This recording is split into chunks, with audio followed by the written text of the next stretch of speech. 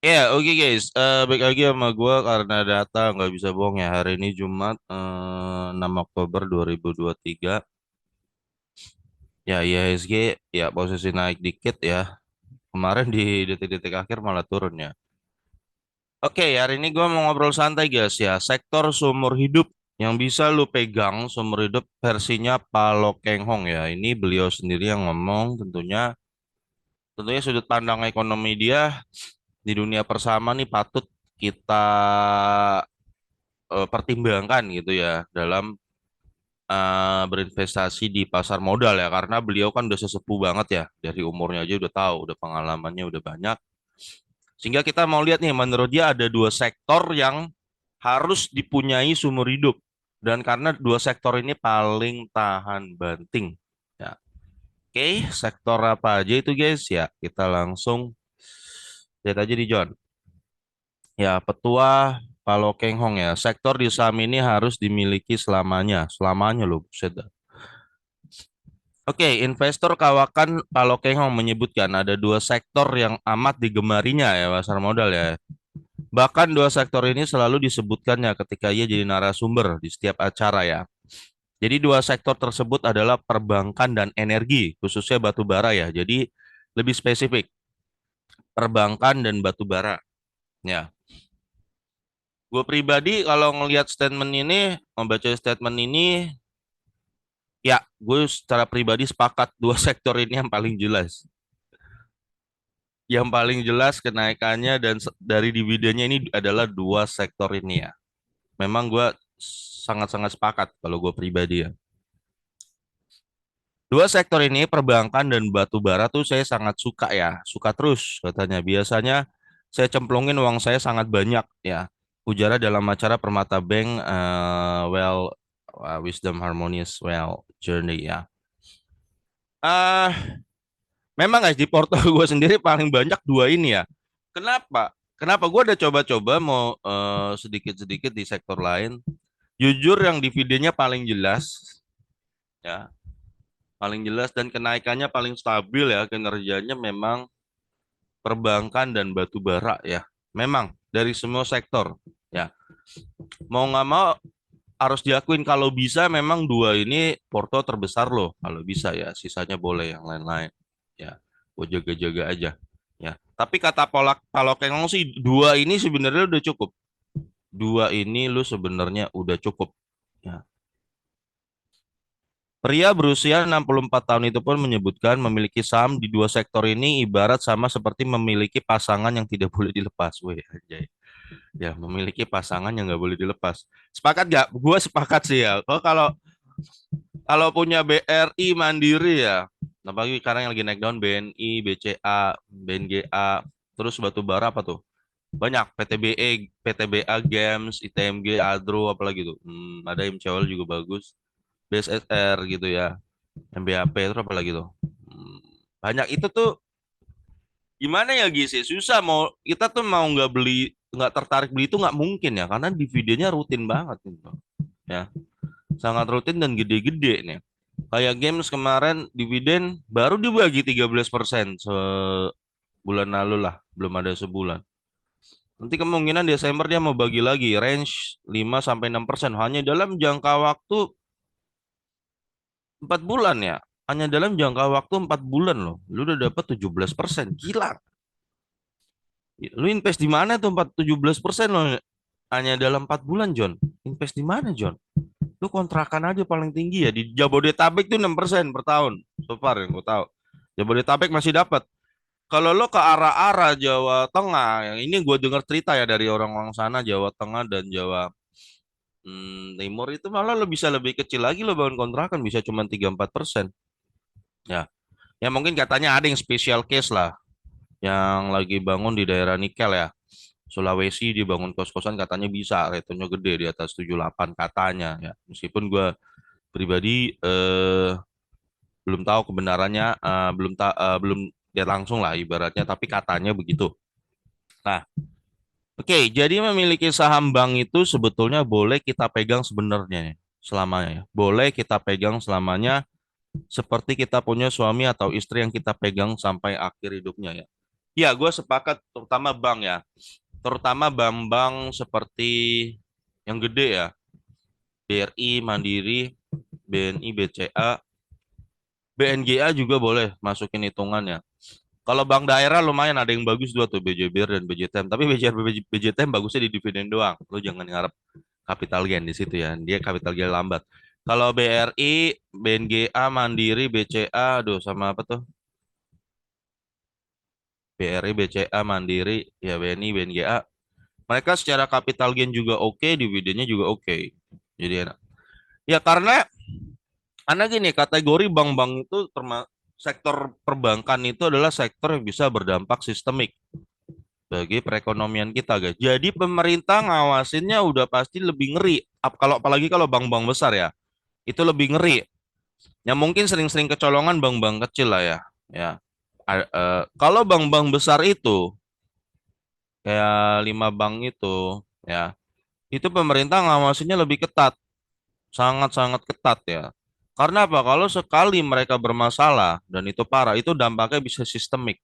Negara ini bisa hancur, guys. Ya makanya sangat ketat diawasin pemerintah ya. Makanya grafiknya mereka juga oke kan. Misalnya lu lihat saham BMRI grafiknya. Ini cocok banget nih lu lu jadiin apa? Taruh dana pensiun di sini kan. Selalu makin lama makin to the moon ya. Ini robo karena stock split ini ya. Ini stock split harusnya mah udah di angka 12.000 dia ya. Karena stock split kemarin. Terus BBRI itu ya. eh, naik terus tuh sampai ke ujung ya. Lu kalau taruh BBRI 100 juta di tahun 2005, sekarang duit lu itu 2 miliar, guys. Serius. 2 miliar dan rutin memberikan, ini nggak perlu diapa-apain nih. Nggak perlu diapa-apain ya. Lu taruh 100 juta 2005, ya. Di 2023 ini duit lu 2 miliar. Dengan dividen rutin sebesar 100 juta per tahun. Dividen loh. Value-nya udah 2M, dividennya rutin 100 juta. Ya. Bayangin sebentar banget nih. Ya. BBCA juga. Ya, cenderung naik ya, mau BCA ya. Ini cocok banget buat lo naruh dana pensiun dan memang benar kata Pak lo, kalau ini bisa dikatakan boleh kita pegang selamanya, boleh. Karena sangat diawasin pemerintah ya. Ya kalau kalau bank udah hancur ya berarti negaranya udah hancur, nggak bisa dipercaya gitu aja guys. Ya. Nah kalau bank sistemik itu kalau ada apa-apa itu tuh pemerintah yang gue baca itu nggak ada opsi untuk nggak ada mau nggak mau harus selamatin, nggak ada opsi nggak selamatin gitu loh intinya ya, mau nggak mau harus diselamatkan sekuat tenaga. Bank-bank kayak BCA, BRI, Mandiri, BNI itu harus sekuat tenaga diselamatkan ya. Nah perbankan dan batu bara dikatakannya sangat ia suka karena labanya selalu tumbuh besar tiap tahunnya ya, betul. Selain itu saham di sektor tersebut mayoritas menurutnya masih memiliki PBV yang rendah, apalagi PBV dan PER yang PER-nya ya merupakan dua indikator yang selalu digunakannya untuk mencari saham Mercy harga bajai. Nah, kedua sektor ini saya sangat suka ya dan valuasinya murah sekali ya dengan aset 250 triliun dan 350 triliun, PBV-nya masih banyak yang di bawah satu ya, kata Pak Lo Keng Hong. Nah, terus ya, sebelumnya memang investor yang sering disebut Warren Buffett ini, Pak Lo, memang pernah menuturkan ada dua sektor saham yang paling tangguh, yaitu perbankan dan batu bara ya. Batu bara itu sampai detik ini guys ya, kalau lu cek di semua emiten di pasar modal yang dividennya gede, jelas dan rutin itu memang batu bara. Ya, batu bara keunggulannya di dividennya jumbo banget guys ya. Kalau perbankan keunggulannya gini, grafiknya bakal begini. Ya, ya, grafiknya ya. Karena labanya cenderung selalu bertumbuh keunggulannya. Dia akan dahsyat banget kalau lo minimal hold-nya 5-10 tahun itu akan kelihatan banget. Ya. Jadi kalau contoh dia keunggulannya gini, kalau lo taruh 100 juta 20 tahun lalu kan, di BRI lah ya atau BCA. BRI kita ngomong BRI lah, nggak boleh BRI. Ya. Waktu itu 10-20 tahun lalu, 2005 itu ya, sekitar 18 tahun lalu. Lu paling dapat dividen cuma 5 juta. Ini contoh, ini lu perhatiin gua nih, ini kenapa ngeri ya? Perbankan kenapa ngeri ya? Contoh, ini perhatiin gua. Lu kalau punya 100 juta, taruh di BRI 5 tahun lalu. Dividen yang lu terima cuma 5 juta. Kelihatan kecil.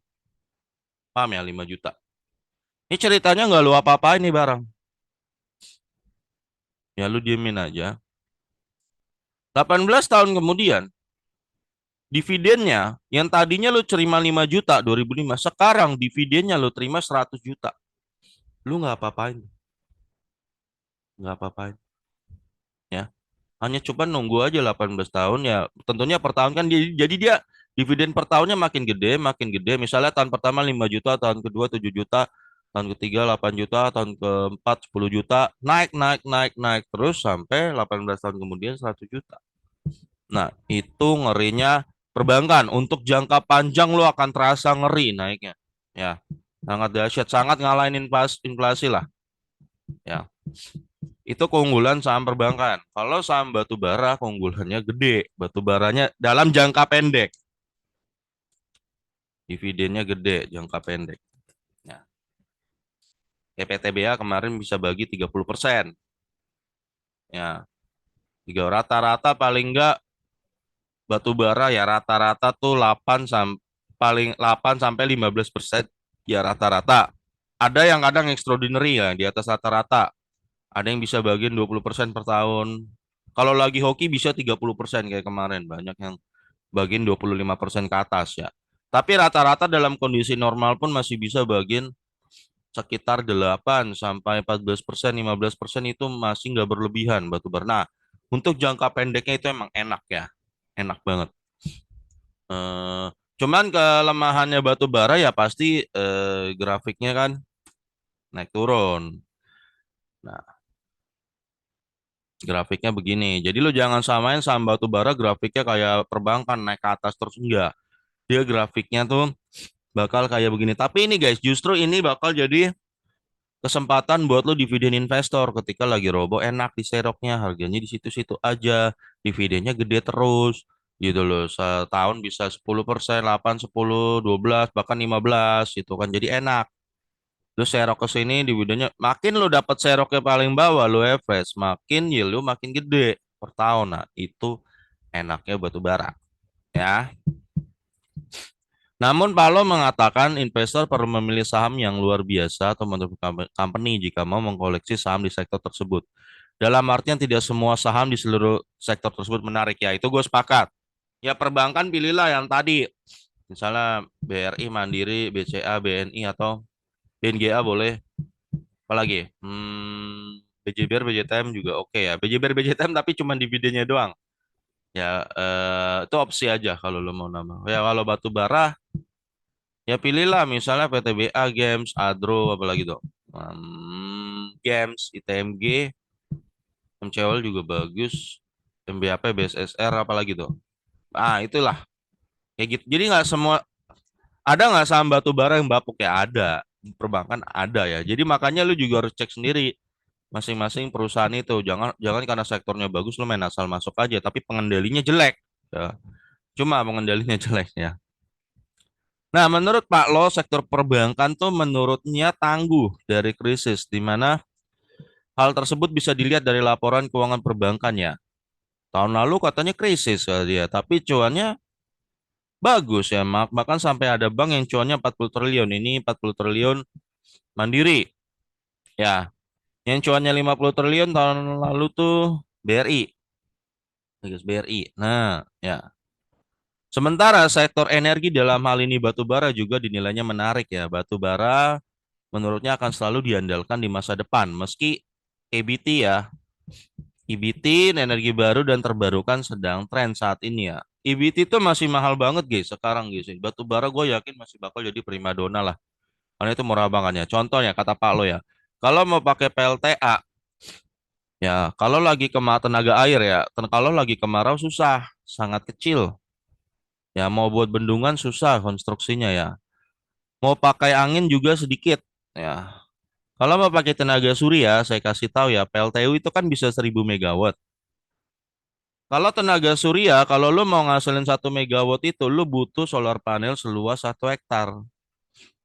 Nah, jadi kalau mau 1000 megawatt, lu butuh 1000 hektar bentangan panelnya dan belum baterainya lagi mahal ya. Ini kata Pak Lo ya, belum lagi baterainya mahal.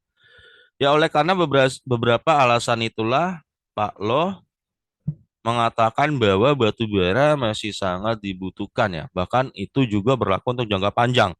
Jadi di dua sektor inilah Pak Lokenong tercatat masuk sebagai salah satu pemegang saham terbesar di dua emiten bank swasta nasional dan batu bara di tanah air ya.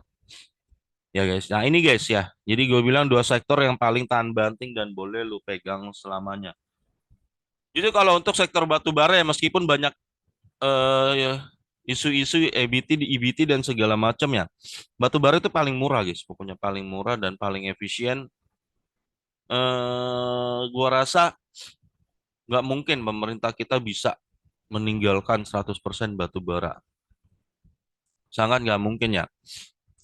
Eh Kemarin aja kita ini udah mulai berubah haluan karena kan Manok kita waktu G20 kan dijanjin katanya 300 triliun kan. Ya sama Amerika lah. Sekarang duitnya itu nggak ada sampai detik ini. Ya, ibarat kita kena prank lah ya. Mau nggak mau eh kita minimal ya kalau menurut gua Indonesia pasti harusnya main dua kaki.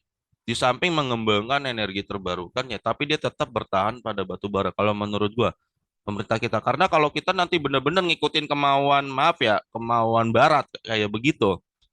Ya lo tahu sendiri kan mereka suka ingkar janji. Kasih 300 T, duitnya gak ada. Nanti kita udah matiin batu bara kita semua, Brad. Dianya duitnya kagak ada. Kita malah kita yang jadi susah gitu loh. Kemarin kita survive loh guys di 2022 ya, gara-gara batu bara. Kita survive, listrik kita nggak mati, kita tetap stabil energinya itu gara-gara batu bara. Dan kita cuan gede. Dari hasil cuan gede batu bara itu bisa dibagikan jadi BLT. Segala macam. Oh kita survive di corona dah, gara-gara harga batu bara yang melonjak ya. Jadi menurut gua sangat gak bijaksana kalau pemerintah matiin seluruh batu bara. Dan menurut gua nggak mungkin, karena itu paling murah. Oke guys, gue rasa gitu aja ya untuk hari ini. Ini sektor yang paling tangguh yang bisa lu pegang seumur hidup. Menurut gua nggak perlu kalau dari dividen investasi sih nggak perlu sering-sering TP ya. Tapi kalau lu ya memang suka TP ya nggak salah aja, nggak salah. Gue ingetin nanti dia akan roboh sekitar di bulan-bulan ini ya. Desember nih udah puncaknya kalau nggak salah Oktober lah. Ya, ini kalau lihat-lihat ngaco ya. Puncaknya biar hampir semua saham batu bara tuh nanti akan ada gejala slowing down ya. Nah, lu saran gua, lu yang udah mulai merasa hijau dan lu nggak kuat ngelihat merah nanti ya, lebih baik lu TP. Ini saran gua banget ya. Jadi lu nanti yang lu mungkin lagi dalam posisi hijau, sekarang lu lagi lihat nih, udah mulai slowing down ya, udah mulai slowing down semua. Ya, lu udah mulai harus TP mungkin di dalam 2 bulan ini ya. Kalau lu memang nggak kuat mau lihat merah. Tapi kalau lu yang mau kayak gua tetap cuekin aja ya. Cuekin aja lah. Lu harus siap nanti ini robohnya gede. Ya deket-deket bulan Januari permintaan batu bara menurun robohnya gede. Ya kalau lu emang mau lewatin masa itu ya udah sah-sah aja. Gak masalah. Kalau gua kan yang pentingnya dividen ya. Gitu loh. Yang penting kan dividen ya. Ya. Oke, Giga sampai ketemu lagi video gue berikutnya karena data nggak bisa bohong ya.